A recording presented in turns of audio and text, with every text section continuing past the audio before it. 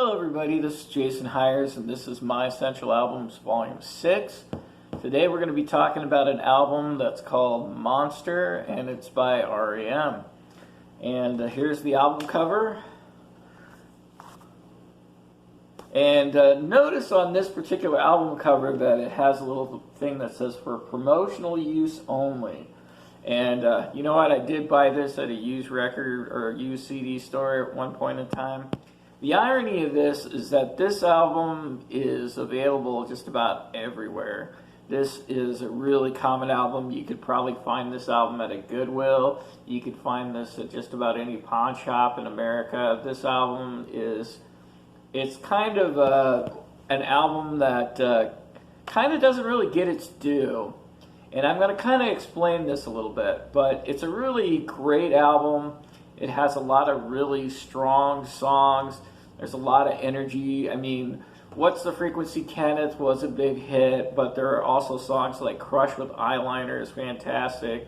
Star 69 is great. Strange Currencies is fantastic. Bang and Blame is a wonderful song. I Took Your Name is a great song. I mean, these are all just really good songs. And this is a well-written album. But they kind of warn you a little bit about it, and they play off of expectations. And this is where things get a little bit interesting. And this is kind of the point of emphasis that I want to put on today. Is the album's called Monster, and it's called Monster for a reason. And it has to do with something that we're going to talk about today called timbre.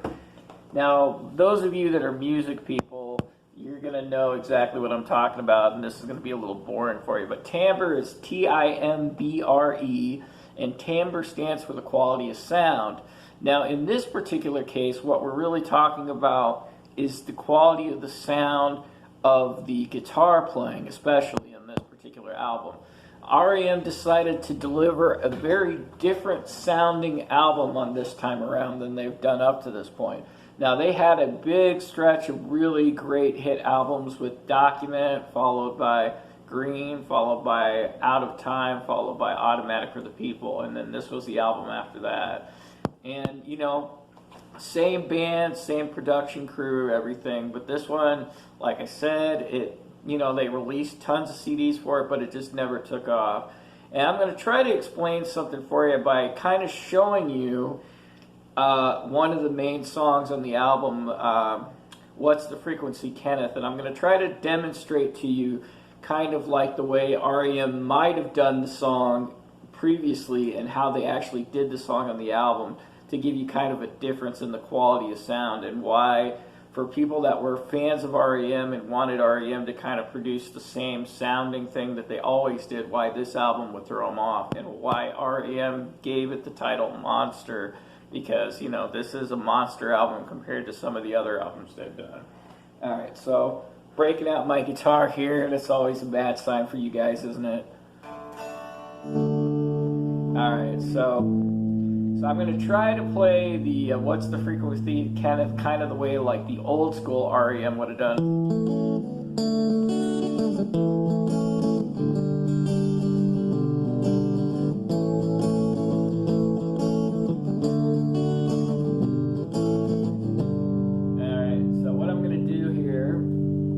I'm going to pull up the lyrics because I don't always remember what the lyrics is.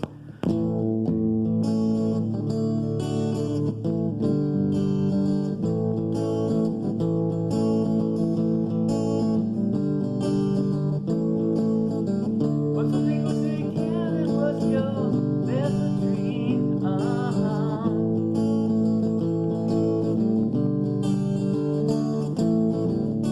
I was feeling locked up.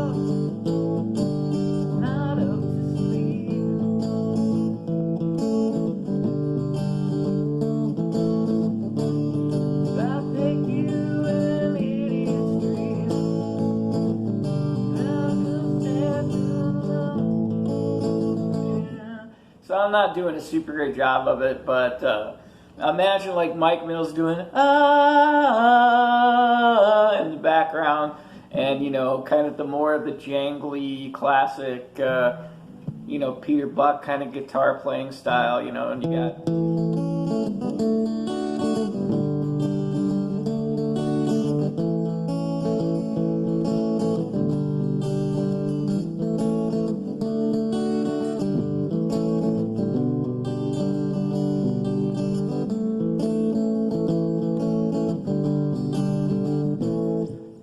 got the actual sound and the way it kind of more sounds like in the real thing, which is.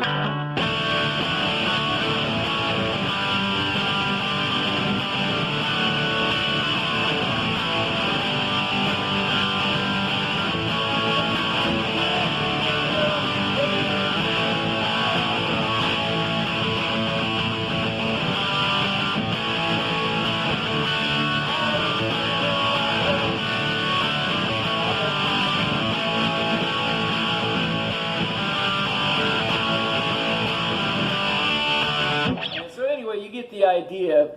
It's so much, there's so much more going on with the big distorted tone, and in some ways he's playing it a lot simpler than what he would be playing it if he was playing it with a cleaner tone, because when Peter Buck plays with a cleaner tone, he also plays a little busier, so he's...